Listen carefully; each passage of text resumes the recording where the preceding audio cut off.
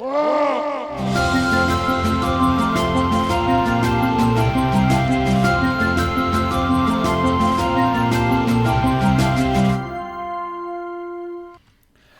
morning, gladiators. We who are about to play salute you.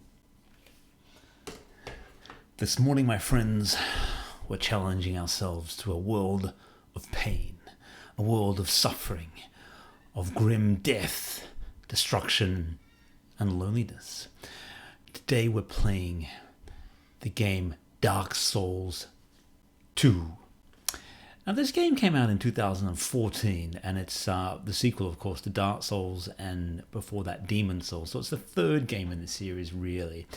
And it is a brutal, controversial game in this series, really, because it polarized a lot of the fans with this increased difficulty and kind of disjointed world setting.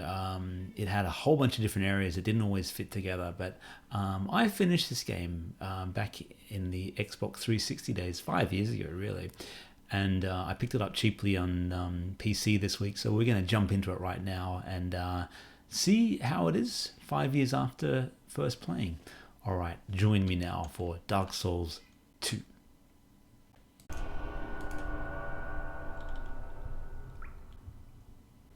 Alright, here we are, Dark Souls 2. I've skipped the intro because it's quite long, but it's really worth checking out if you have the game.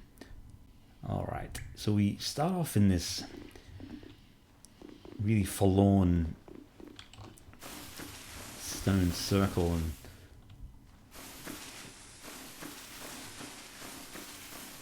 no music, just sort of the ambient rustle of leaves and trees and nothing but the abyss. Cloaked in rags. So I don't think you actually get to decide what kind of character you're going to be just yet.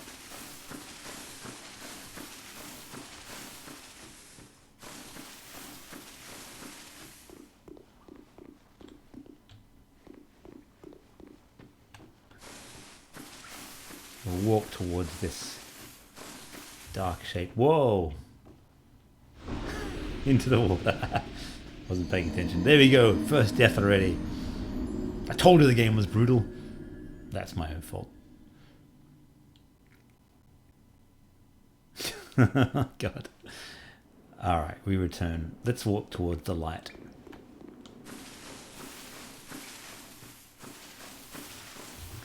The intro sequence sort of ends with you actually falling into a giant abyssal waterfall, a whirlpool.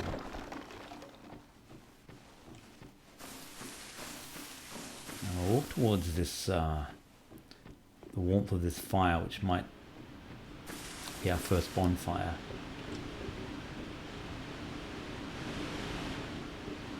The graphics, of course, are a little dated by today's standards, but it's still so atmospheric and, you know, really well done. Open the door. What's the button to open?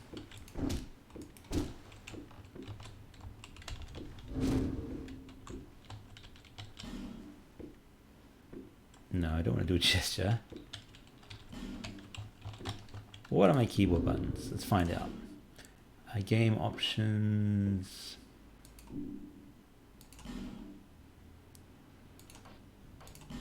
Keyboard.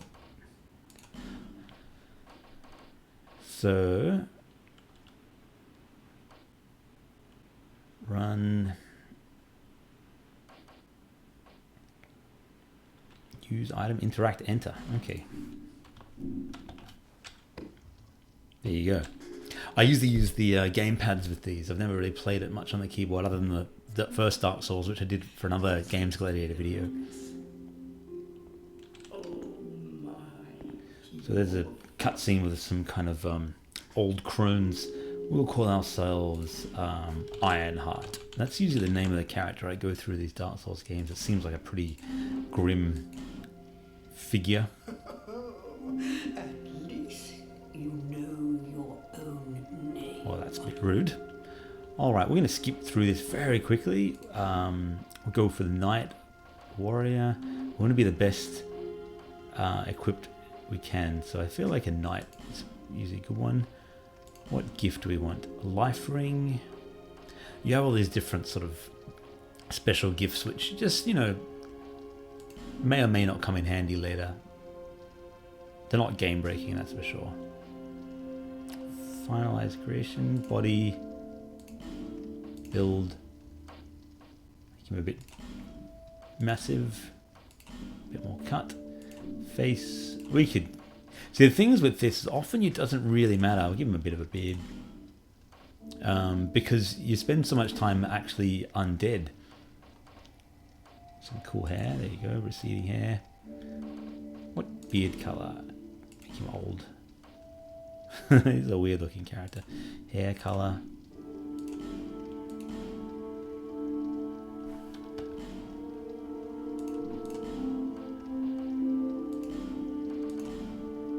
You can spend hours doing this custom stuff, but then rarely does you spend most of your time in armor or undead as well. Tattoo on his face is pretty cool. I feel like we're done. Finalize creation. Good enough.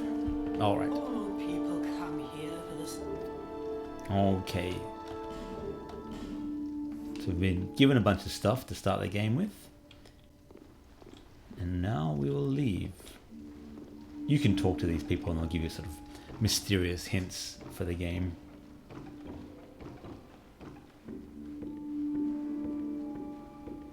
There's a chest. What have you found? An effigy. Alright. Now use these things to sort of, you know, you can use them to summon other people to your game and become... When you're undead, you can become human. Because the whole point of this game is you want to be human. When you die, you turn undead. And then you're less powerful. Is that the way we can? Oh, there we go.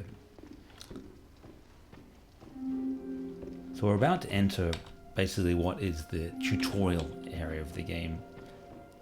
So it's not super exciting, but you know, you get a bit of a taste of what the game's all about. And behind there, what do we see? Something I can get? Can I destroy this?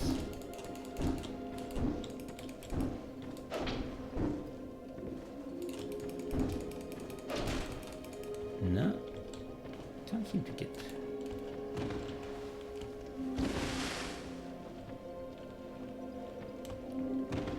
Can't quite reach it. No, doesn't matter. So we go through this cavern made of trees.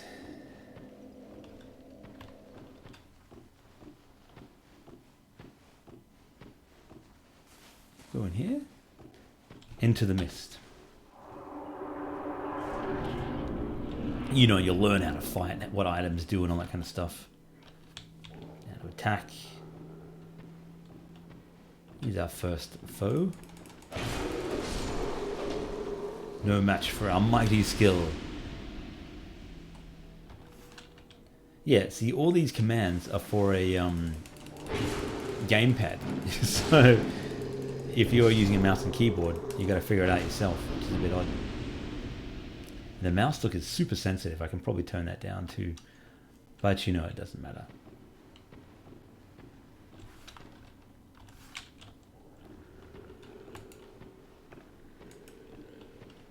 Oh, just use a life gem. Probably didn't need to do that. They're basically healing gems that keep you alive. The equivalent of the Estus flask in the first one. Alright, well, it is really sensitive with the mouse looking around.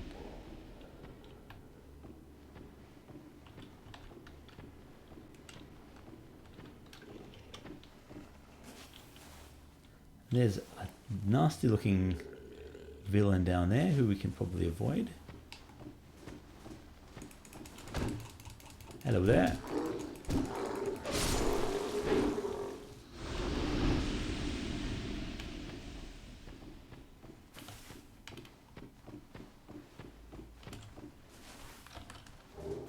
Dagger.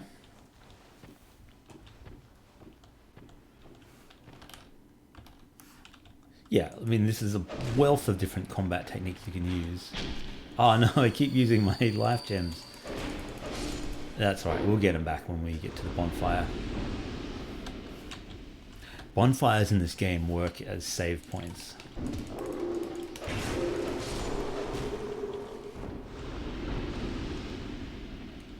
Yeah, one of the criticisms that I mentioned earlier of Dark Souls 2 just was that it really was disjointed. The levels had all sorts of... they didn't sync up as well as Dark Souls 1. It didn't feel like a real hub of, you know, locked doors that open later and passages that you sort of discover led to shortcuts and things. It felt more like you're in a forest area and then all of a sudden you're in a lava area and then you climb up and you're in a weird sort of castle in the sky. And, you know, you'd climb down and you'd see the sea level and then you'd sort of move along to another area and all of a sudden you're way above the sea level. But it just almost felt like it was... each sort of area was designed independently of the other ones. Okay, yeah, move camera. I think we should figure that out by now, right? I'm going to climb down this ladder. Kick ladder down. Okay, that's something that wants... No, we're not going to give him anything. We could get some special treasure from that, but we're not going to bother. Slide down the ladder. Make our way out of here.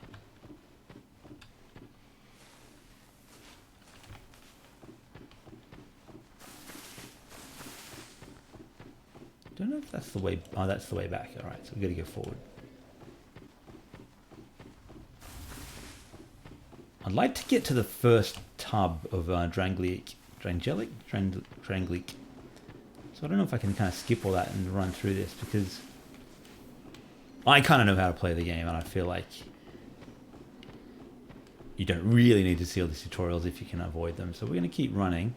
You got a stamina bar, that little green bar up in the corner that if you do too much sort of strenuous activity, you get tired. We can go through this cave and now we see our first glimpse of sunlight and it's beautiful. Look at that.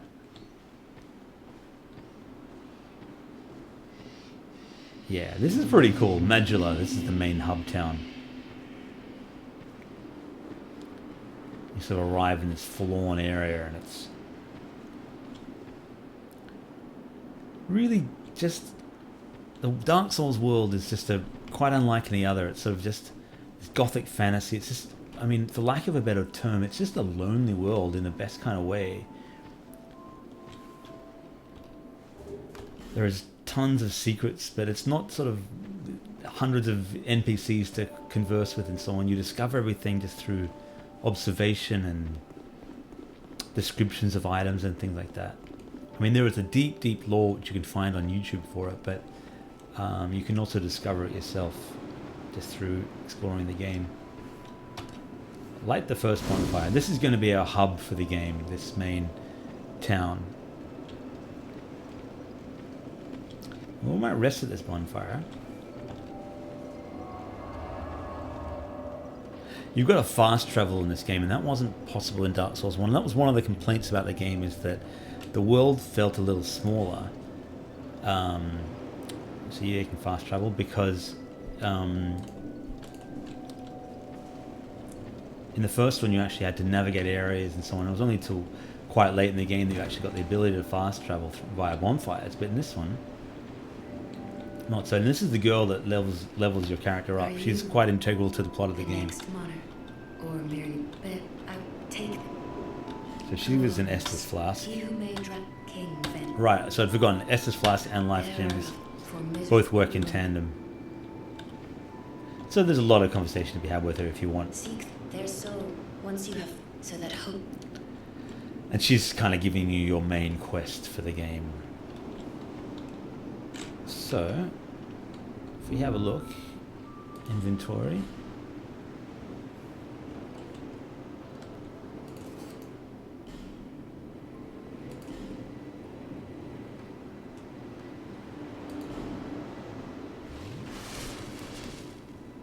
Why did I do that for? I wanted to equip it, but It's really hard actually to muck around with the mouse and keyboard compared to the gamepad, which felt a little bit more intuitive. But it's only because I've spent so many hours playing this game with the mouse and keyboard. Alright, let's explore the town a little bit, shall we? There's a blacksmith. Who are you? Oh, it doesn't matter. I packed my tool, and now somebody... So you gotta, you know, find a key to get in there. And you get that later, and then he will forge items for you.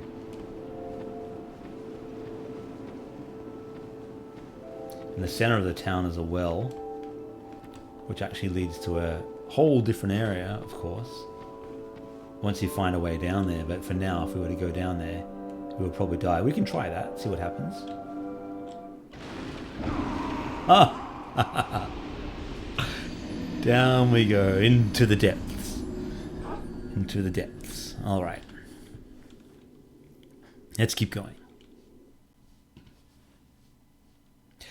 Dark Souls 2 I found to be harder than Dark Souls 1. Some of the boss battles were just infuriatingly hard. I didn't even... In Dark Souls, in general, you can summon other human players to help you defeat bosses.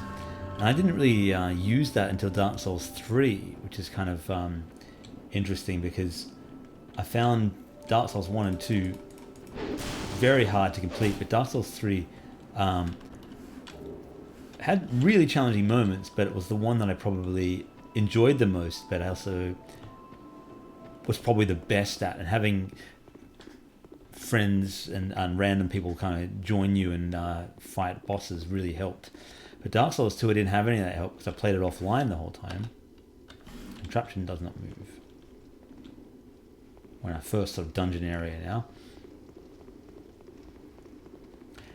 So there are some really just nasty bosses that punish you, and a lot of people sort of didn't like the difficulty in this game. They felt it almost cheap compared to Dark Souls 1, and the bosses didn't feel as cleverly designed and so on. I didn't really find that, but I definitely found it to be brutally tough. To the water. Can we open that door? No.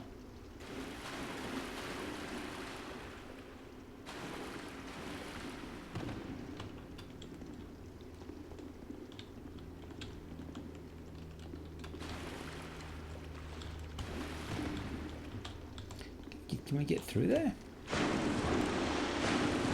Guess not. What are we doing down here then? I've forgotten so much. You know, in 5 years, you forget a lot of stuff.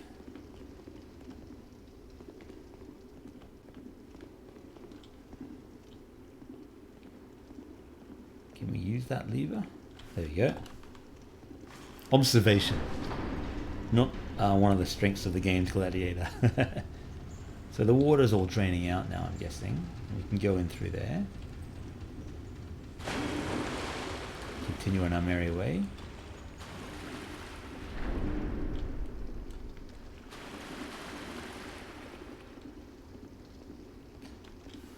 Pick up an item. A thief's sword.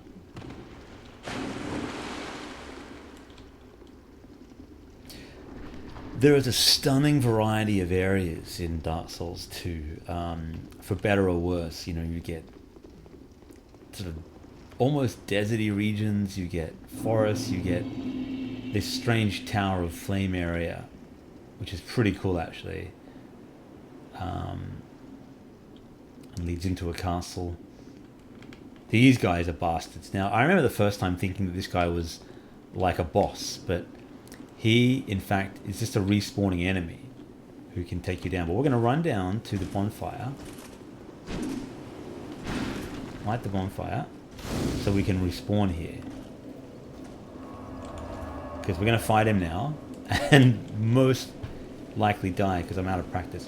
You get good at this game and you end up being able to smash these guys. So the first time I saw him, I thought, how am I supposed to beat this guy? And I beat him because he's slow, but then he respawned later, and I couldn't believe it. And then, not only that, there are a bunch of these guys on each level. I mean, a good player will just kind of roll past this guy and, you know, we're getting him, but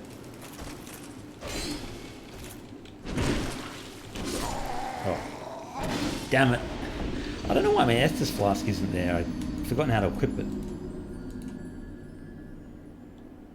Often when I play these games, I don't do any research. I mean, I know how to play this game, but I've played the console version. You know, I really should be equipping the Estus flask. Give it one more go. You know, and changing my weapon. We don't have a shield. We have a shield? Yeah, let's get a shield going. Okay, we got a shield.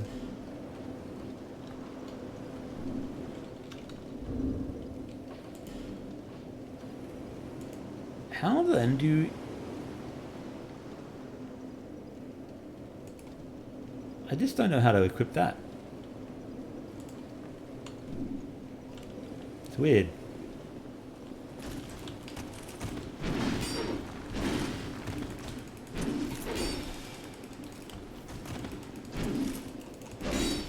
Try it again.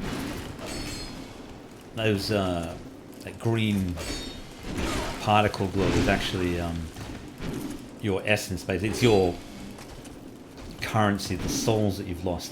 Because we didn't have any, I'm not picking it up, but as like Dark Souls games, there we go, we got him. He's not that tough, he just seems tough the first time. But you get your souls back. There we go. Pick up that. Cracked orb. And there's another one there, and you know, it continues, but we're actually going to try running past with a jinking run. Whoa. And another one, because two of these guys. See, it gets tough, man. 3 of them.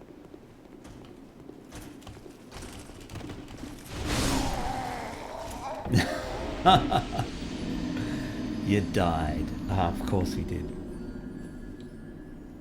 So, like a lot of the Dark Souls experience, it isn't a linear one for the most part. You can do things in different orders. And this area, the Tower of Flame, is an area that you probably don't need to do early on. We're going to come back to that. Or probably not in this video. But we're going to go back to Magilla and travel there, because that tower is beyond our skill level for now.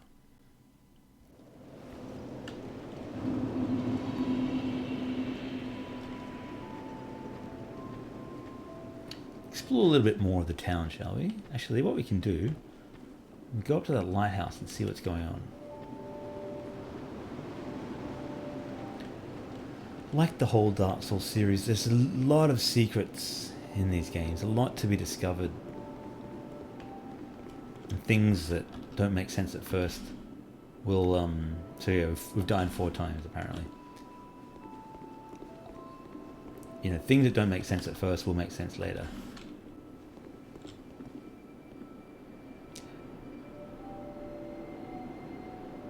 Pretty cool vista. I mean, it's obviously dated by today's standards. Oh, there we go. We're undead now, so our character looks all quite horrific and grey-skinned and nasty. Whoa, roll! But it pays to explore. Look behind things, look around things, and tons of secrets.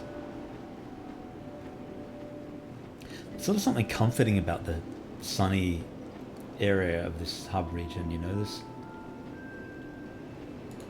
because the rest of the game can be so grim.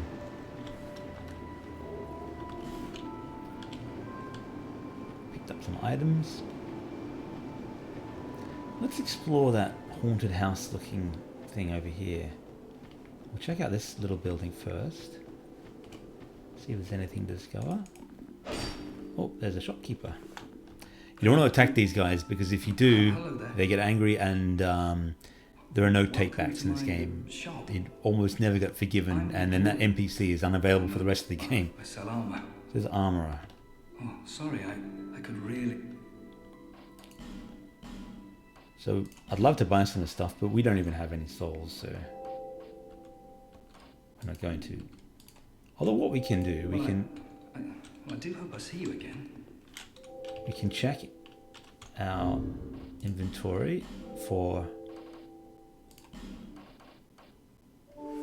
That won't give us much.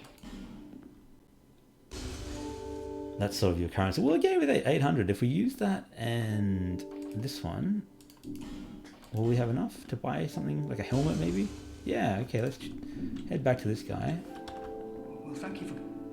Let's buy an item. Helmet. Alright. I mean, in general you don't need to do this, but just for the purposes of the video, it's fun to do, but you will find helmets and armor and things along the way that are a lot better than this.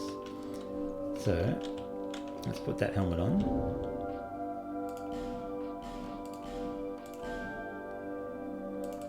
Why can't I use it? That's weird. That's strange. Oh, there we go. Helmet.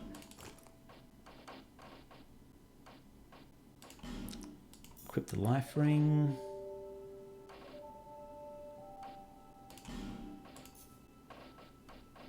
Maybe that's how you do it. I've totally forgotten how to equip Estus flasks. It's a bit annoying. Up we go, up the ladder, see what's going on. Now we're wearing a helmet. Looks pretty creepy ourselves, don't we? Look at this. A zombie hero. We can turn back to being human by using our humanity, which I may or may not have. Titanite shard. You can use those Titanite shards for forging stuff, forging weapons and armor and things. So if this video is your first experience of Dark Souls, you're probably beginning to realize it's very deep and quite a complicated game. Come on, climb down that ladder. And for me, way easier to play with a gamepad than with mouse and keyboard. But you get used to anything, right? What a weird looking shield. It has these kind of growths on there, almost like coconuts. Let's head in here. It's locked. We don't have a key to that yet.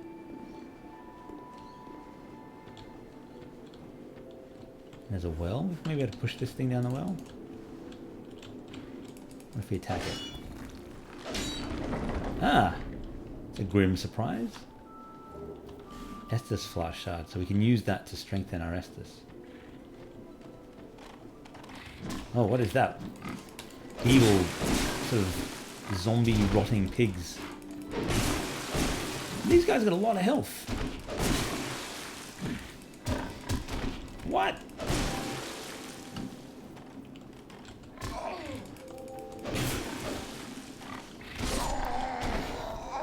How did we die to them?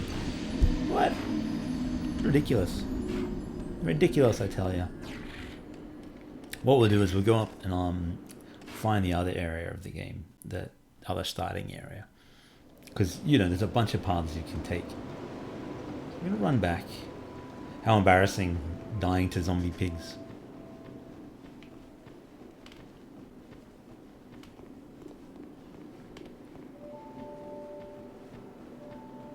Yeah, I mean, I see a lot of the criticism of Dark Souls 2.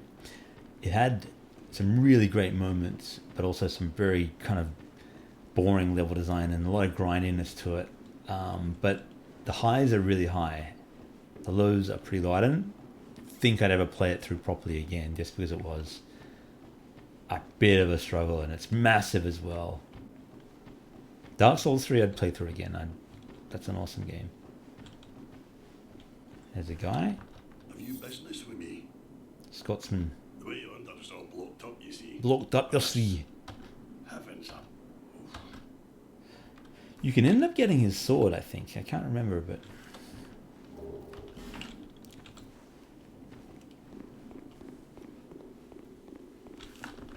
Open that, there's a zombie to fight.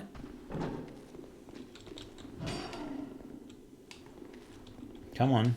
So he's got some kind of clipping issues with the door.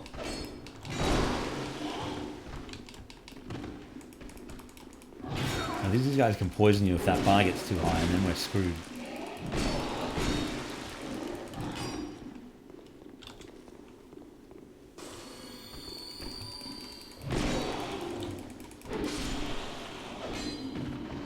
Everything's tough in this game. What I'm amazed at, there are people that have played this game and not only finished it on one life, but finished it without even being hit. I don't know how good you got to be. Whoa, run away, to be able to do that. It's just kind of nuts. Statue blocks the way.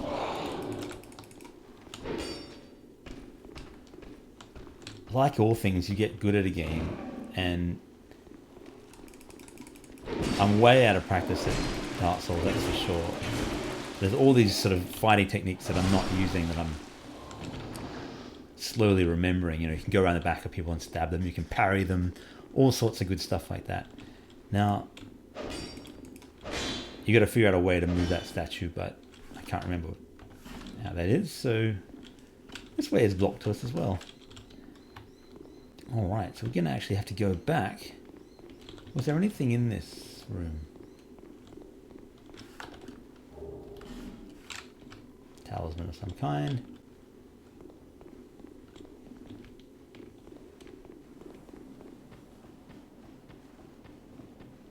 So we'll head back to town.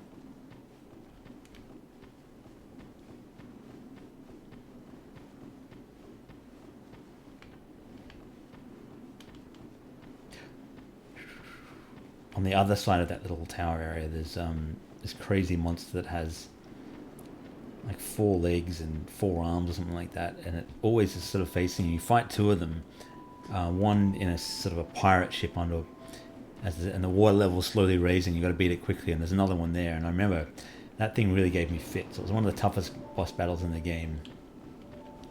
Let's try this little side path here. I can't remember if there's anything up there.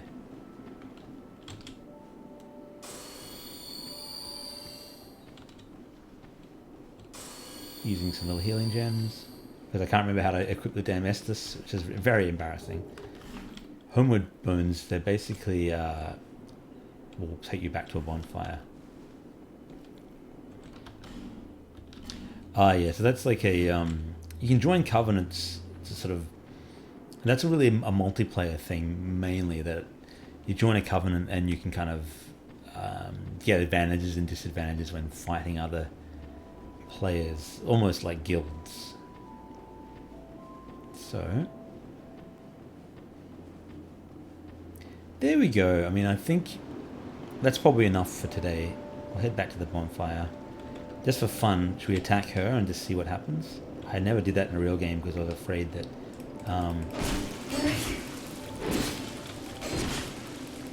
she's not fighting back. I don't know what happens if you do kill her, because if you don't have her, the game is pretty stuffed. You can't win. I feel bad doing this because she's not fighting back, and you're not supposed to do this. One more hit. If that is your wish. It is. I can't hit her. It seems to be really weird. There we go. What do we get from her? An aged feather. So we're basically, our game is absolutely stuffed. Because with her gone, whoa, we might as well just jump in the water because you can't finish the game, can't level up. Dark Souls as a series does not suffer fools easily, and you make mistakes like that once and then it's over, and you basically you don't make it again, because now she's gone and she won't be back, and this character can't finish the game. Alright, on that note, we'll leave it there. That's Dark Souls 2. Yeah, it's I think a pretty worthy